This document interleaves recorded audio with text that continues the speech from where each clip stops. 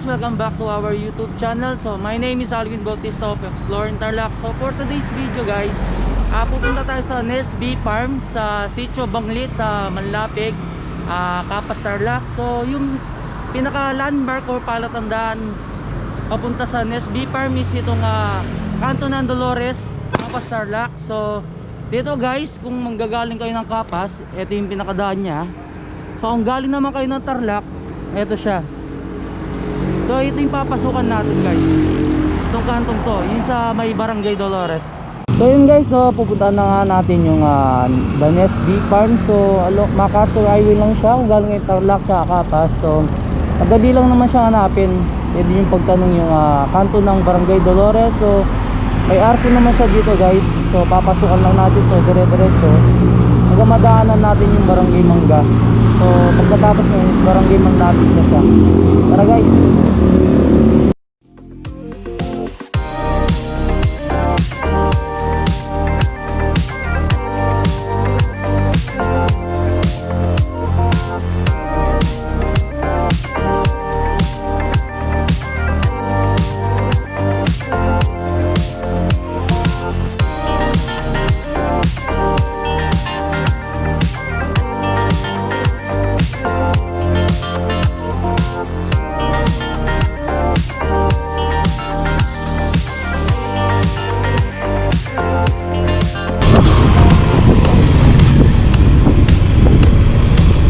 Dito sa barangay Dolores, nakita nyo itong covered court. So halagpan pa natin yan guys.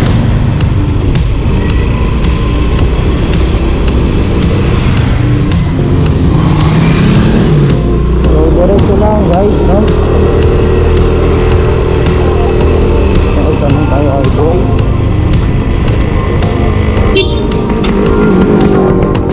Barangay Mangga ba dyan? Barangay Mangga?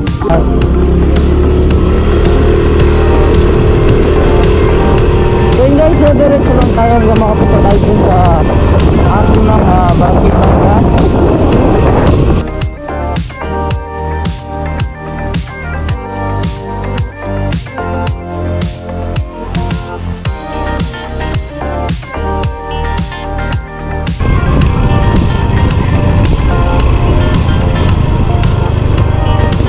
Anong tayo guys?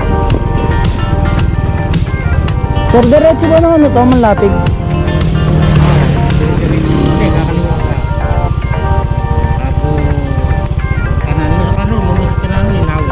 Oo, doon. Kakaliwa ka lang dyan. Oo, kakaliwa tapos diretso pa uli. Diretso sa may kanto ng salita, kakaliwa ka. Sige pa. Salamat po.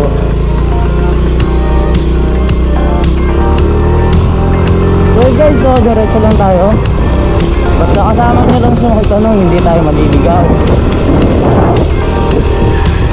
So check nyo lang yung mga hams dito. Hindi maraming hams.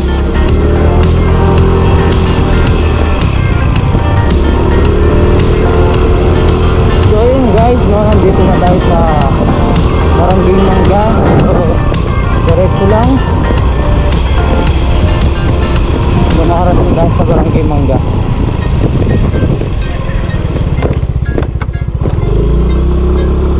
Ayun siya, yung pinaka-arko. So pangalawang arko na to guys Sabi naman doon sa official Facebook page ng the Nesh-V farm is may mga signages tayo makikita papunta sa 𝗙𝗪𝗏𝗏𝗏𝗏, barangay Manlapig, Capas, Tarlac.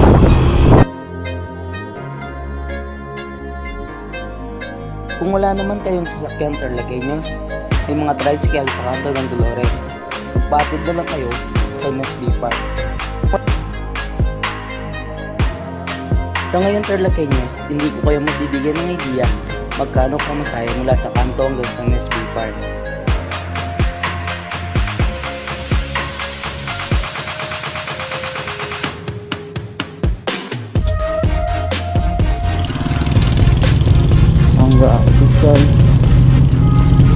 Sir, dyan yung ano, pa Manlapig.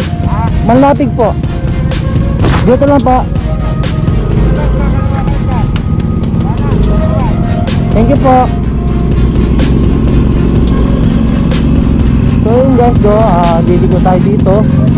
Kakaliwa kayo tapos kakanan tayo guys. Kanan, kanan, yun siya.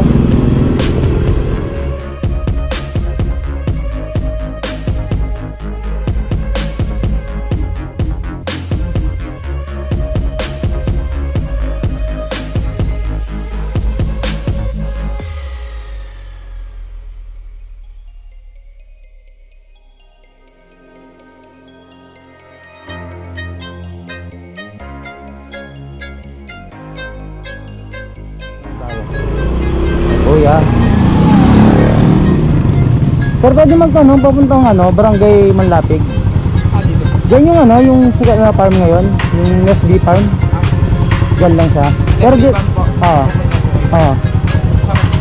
Doon ka pupunta? Sige, samahan na lang tayo. Nakanagay. Yun sir, no? Salamat. Yung Tarlaqueños, sakto may nakasama tayo. Papunta sa Nesh-V farm. Si kuya, sakto yung napagtanungan natin. So kakaliwa kayo dito guys. Yan siya. Kaliwa lang kayo. Diretso lang tayo. Nesh-V farm.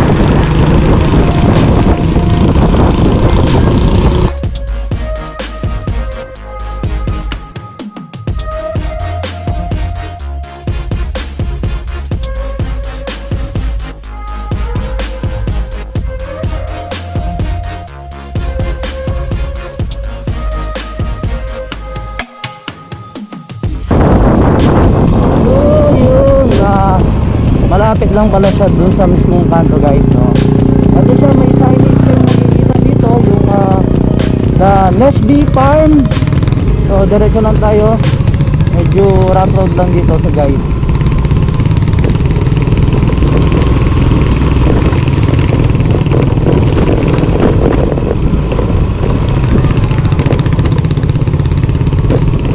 Mukhang maraming tao.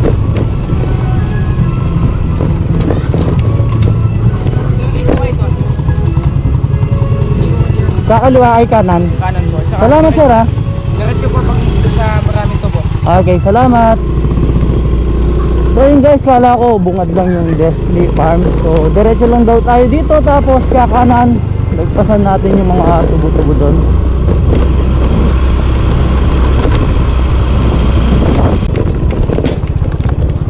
Look at this, Tarlaqueños. So yun, ang daming taga ko. Ganda. So diretso lang tayo. Pasandaw natin yung mga tubo-tubo. Yung rough road lang guys ha.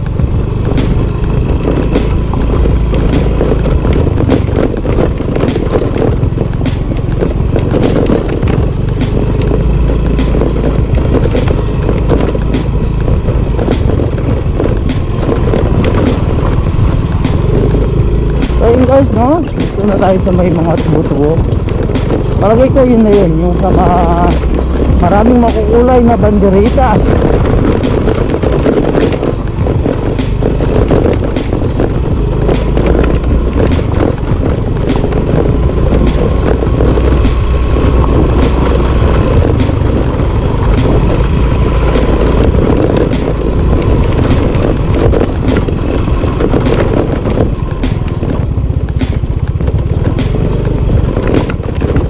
So yun guys, no, yung mag-welcome sa inyo o sa atin. Ito yung mga makukulay na parang banderitas sila dito.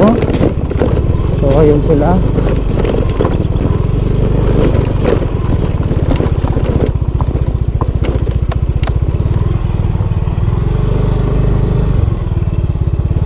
So yun guys, nandito na nga tayo sa Nesh-V farm. So check ko lang anong mga nakalagay dito. So yun guys, nakalagay mingat ka.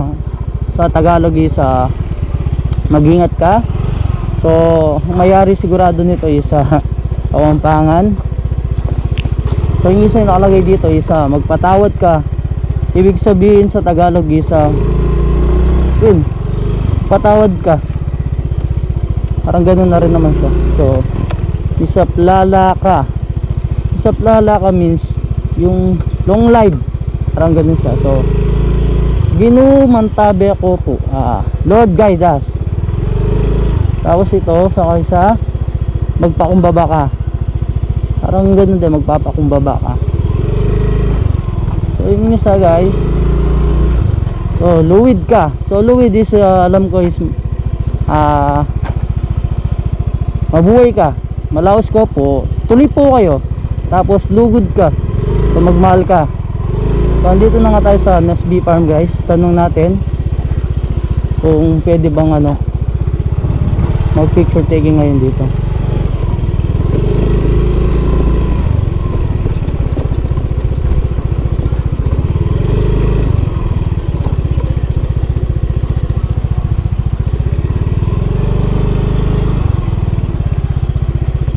Yung Tarlaqueños, bali may entrance fee sila na 50 pesos. Kaya nagsulat tayo ng pangalan natin.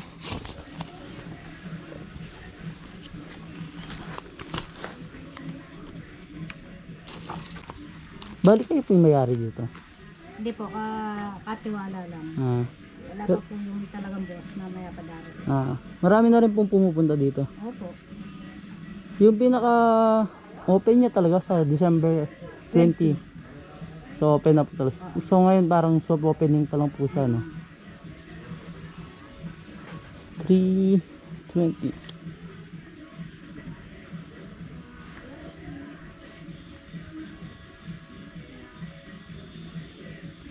So parang ito na rin yung pinaka-contact tracing nila guys, no? Ito oras ako.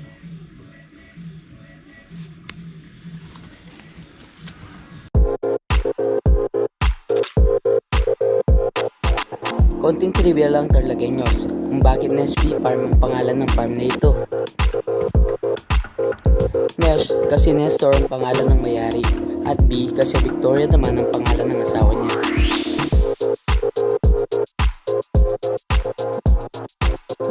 Tarlaqueños, no, nandito ako sa pinakalikod ng farm nila, so sa may tabi ng pool. So titikman natin ngayon guys yung blue turnay. So sabi nila is marami itong benefits sa katawan, so maraming ginagamot sa ating karamdaman. So number 1 yung kung alta pressure ka o mataas yung BP mo, okay to. So ayan, kuha tayo isa. So tikman natin guys.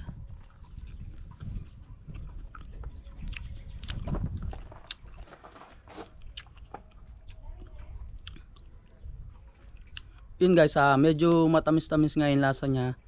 Para nga lang siyang, yun nga, kamachilis. So try pa natin yung isa.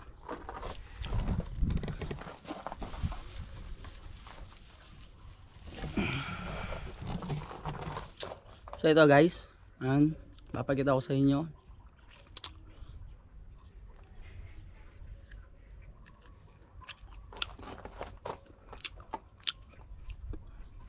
Masarap siya. So sabi din ng mayari dito is pwede din siyang gawin siya. Babad mo lang sa mainit na tubig. Ngayong Disyembre, taong 2020 lang binuksan sa publiko ang Nesh-V farm. Perfect time na pumasyal dito Tarlaqueños, umaga at hapon, lalo na yung palubog na yung araw.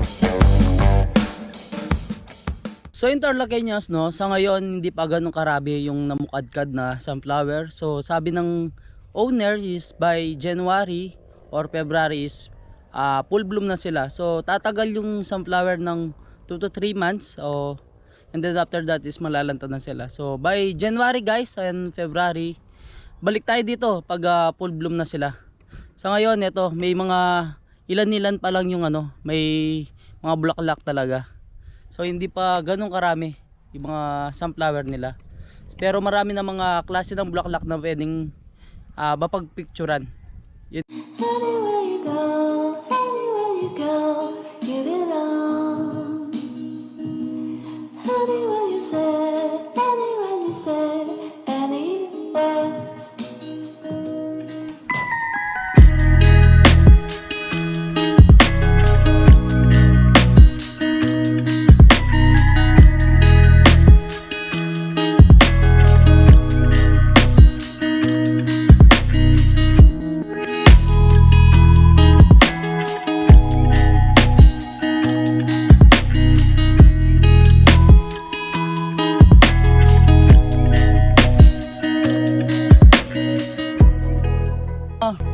Tarlaqueños, no, bali perfect din itong place na to sa mga prenup shoot, lalo na kung full bloom na yung mga sunflower nila. So sa ngayon, ito lang yung mga flowers na meron dito.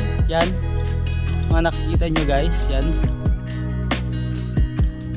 So far is yun nga, nakaka relax naman yung place.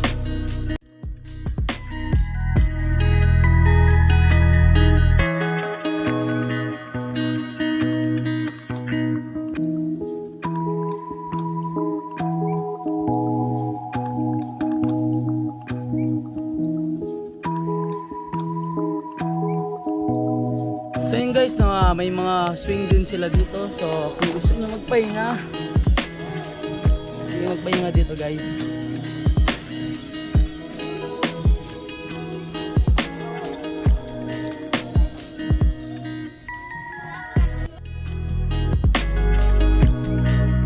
Ang sarap mag-relax sa farm na ito, Tarlaqueños. Malinis, masarap sa mata at sariwa ang hangin.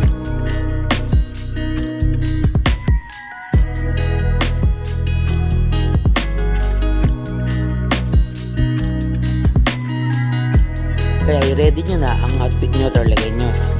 Pang IG pics ang place na ito.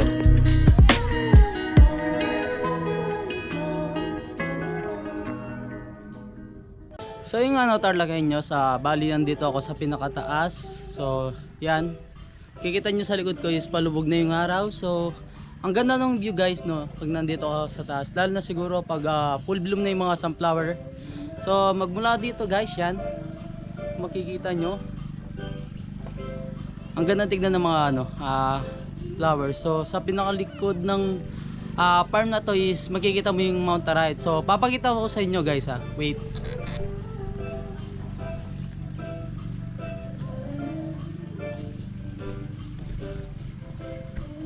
Ayan guys, no, kung napapansin nyo, kita-kita dito is yung Mount Tarlac.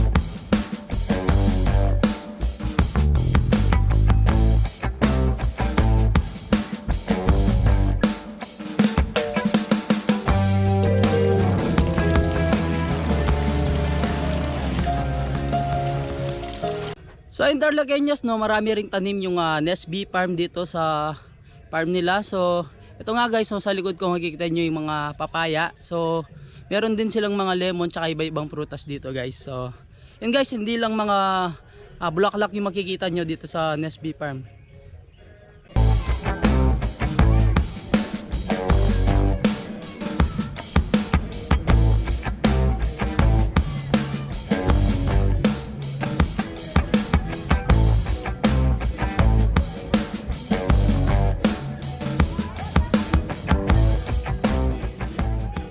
Yun, no, Tarlaqueños, isang paalala lang, pagpupunta po dito sa Nesh-V farm, so pakiusap lang po, wag po nating apakan yung mga alaman para hindi po sila masira. So bawal pong magpitas ng mga bulaklak guys. So ewan ko lang pagdating ng January and February kung papapitas nila yung mga sunflower. Pero sa ngayon guys, no, wala pang update yung mismong farm or yung owner ng farms. Yun din guys, no, paulit-ulit ko na rin naman sinasabi, kahit saan tayo pumunta dito sa ating probinsya, so sa lahat ng pasyalan at saka yung mga tourist spots dito sa Tarlac, so pakiusap po guys, no, wag po tayong magtapon ng mga basura natin. So wag po tayong mag-iwan ng mga kalat natin. So panatilihin po nating malinis yung ating kapaligiran. So para makatulong po tayo sa ating kalikasan. Syempre para ma-promote po natin ng mas maganda at mas kilalang malinis yung probinsya ng Tarlac. So yun guys, hanggang dito na lang, oh. Thank you sa support na binigay nyo sa ating page. So 27,000 followers na po tayo sa mismong Facebook page natin. So Sa mismo YouTube channel natin guys, meron na tayong 1,450 followers. So road to 1,500 followers na subscribers na tayo guys. So huwag nyo kalimutang mag-subscribe, like, and comment kung nagustuhan nyo itong video ito. And then comment na kayo guys, no, kung mayroon kayong gustong puntahan natin para ma-feature natin dito sa ating YouTube channel. So in Tarlaqueños, no, supportan nyo na rin po yung pinaka-Instagram account ng Exploring Tarlac. So eto siya guys, no, paki-follow na lang po din guys, so para maging updated din kayo. Every travel natin or may pinuntahan tayo, so magpo-post din po tayo sa Instagram account natin guys.